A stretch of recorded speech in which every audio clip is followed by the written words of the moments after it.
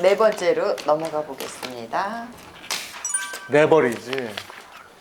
레버리지를 일으켜서 산다 이런 건가요? 네, 뭐 레버리지라는 건 이제 지렛대라는 네. 건데 말 그대로 내가 그냥 드는 것보다 지렛대로 드는 게 더 쉽잖아요. 네. 그래서 결국에 레버리지하면 그냥 남의 돈을 쓴다라고 생각하시면 되는데 아무래도 남의 돈 쓴다는 게 좀 심적으로 너무 힘들고 네. 좀 이거 이렇게 했다가 큰일 나는 거 아닌가라는 네. 생각을 하시거든요.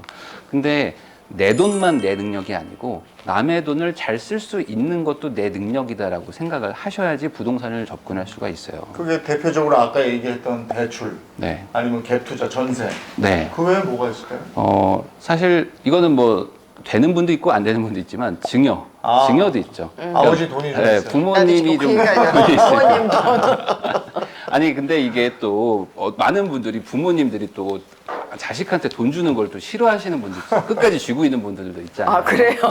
아니면 나 죽을 때 가져가라 막 이렇게 하시는 분들도 있잖아요. 왜냐하면 근데- 미리 줘버리면 네. 딴짓들 한다면서요. 근데 그게 나중에 상속세가 네.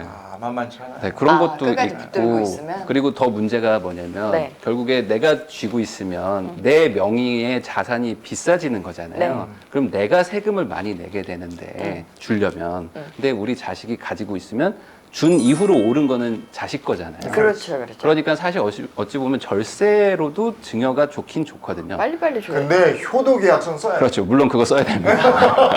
효도 안 할 경우 뺏어오는 거. 그래서 어떤 분들은 집을 주고 근저당을 잡아요. 그래서 이자를 받아요.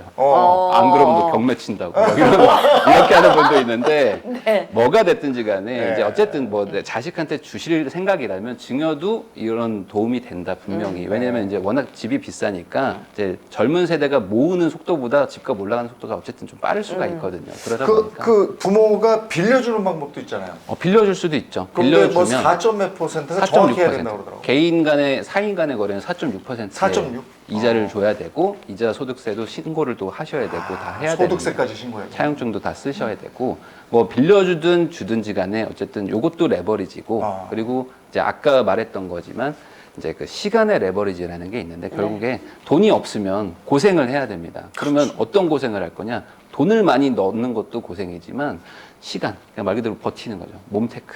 그러니까 지금은 뭔가 개발 가능성이 낮아 보여도 이걸 사서 시간을 버텼더니 뭐 갑자기 개발되더라.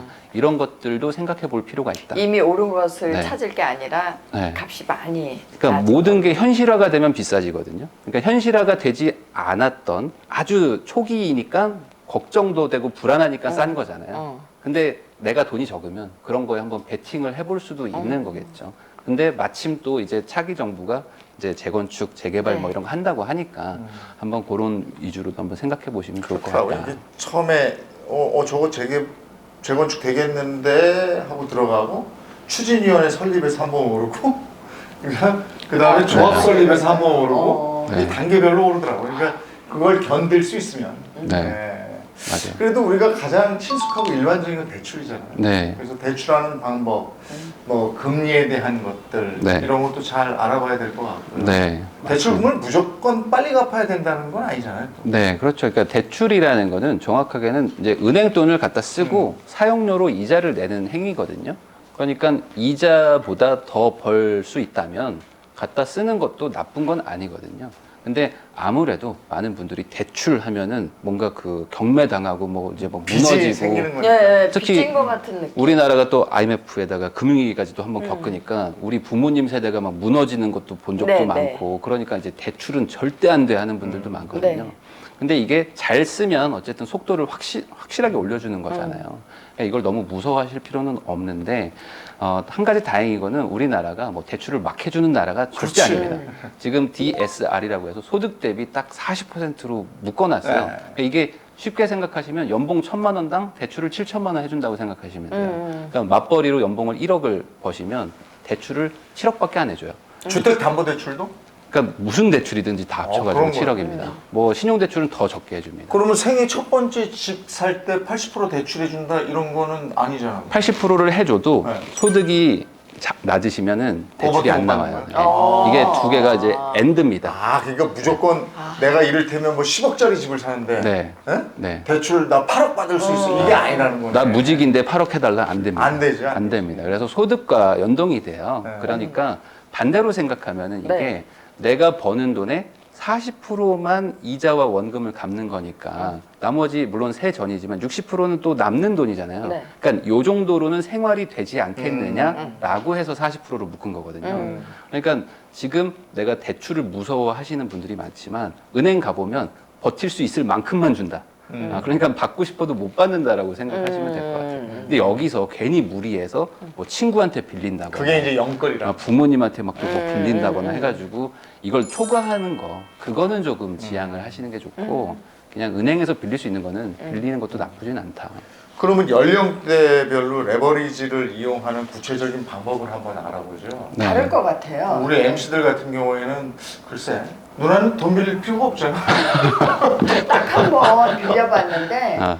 그러고 나서 병 났어요. 30대 후반 때 딱 한 번 빌려봤는데 막 이렇게 쓰라고 하는 서류가 굉장히 많더라고요. 그걸 쓰면서 막 제가 빚쟁이가 되는 것 같고 너무 자존심도 상하고 이게 내가 뭐 하고 살았나 막 이런. 그래서 저는 정말 얼마 안 쓰고 그냥 엄마의 도움을 받아서 갚았어요.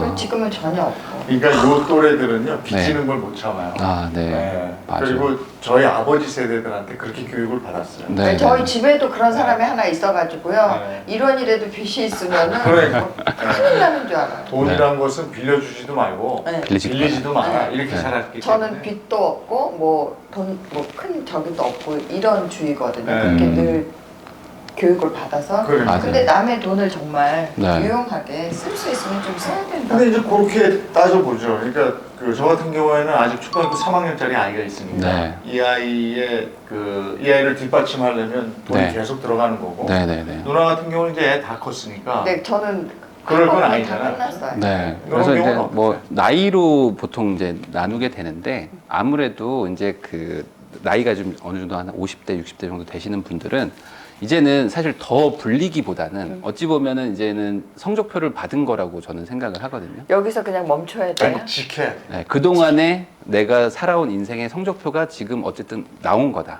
그러면 여기서 더 불리는 것도 물론 가능하겠지만 지키는 것도 사실 쉽지 않을 수 있잖아요. 왜냐면 어쨌든 소득이 점점 더 감소할 수 있는 분들이 사기당하고 많으니까. 큰일 나지 그러면. 네, 그렇죠. 정말로 그런 것들 한 번에 이 나머지 노후가 다 네. 무너질 수가 그러면 있으니까. 어디 가서 어떻게 써? 요즘 평균 연령이 거의 80세에 가깝기 때문에 뭐 60에 은퇴하셔도 20년 이상 사셔야 되는데 네.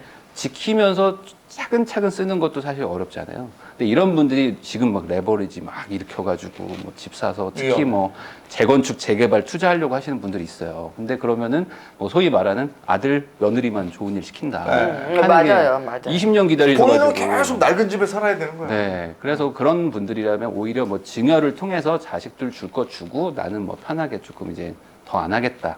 대신 뭐 너네가 나한테 뭘 줘라. 뭐 용돈을 주든지 하라. 매달. 이렇게. 예. 그렇게 해서 조금 좀 편하게 가시는 게 좋을 것 같고 아직 뭐 30, 40대 분들은 아직 벌 시간이 많으니까 오히려 조금 더 공격적으로 쓰는 게 좋다고 저는 생각을 하거든요. 그래서 뭐 우리는 융자도 쓰지 말랬네. 대출도. 아니 물론 소득에 맞춰서 쓰셔도 되지만 과하게 막 무리하게 막 지금부터 더 불리겠다 이렇게 생각은 안 하시는 게 좋을 것 같아요. 연령대에 따라서. 근데 뭐 한 3, 40대 정도 네. 아이 키우고 이러는 사람들은 좀 오히려 좀 전투적으로 해봐야 공격적으로 좀 써야 되지 않을까. 해봐요. 왜냐면 그렇지 않고서는 사실 이 속도를 따라잡는 것이 쉽지 않고 꼭 부동산이 아니더라도 레버리지를 일으켜야지만 이 자본주의 시장에서는 좀 남들보다 더 빨리 가야지만 이게 성공하는 거거든요. 네, 그렇다 보니까 아예 아무것도 안 하고 내 능력으로만 갈 거야 하면은 이상하게 남들은 빨리 가고 있는데 나만 점점 뒤처지는 그럴 수가 있는 거죠. 알겠습니다.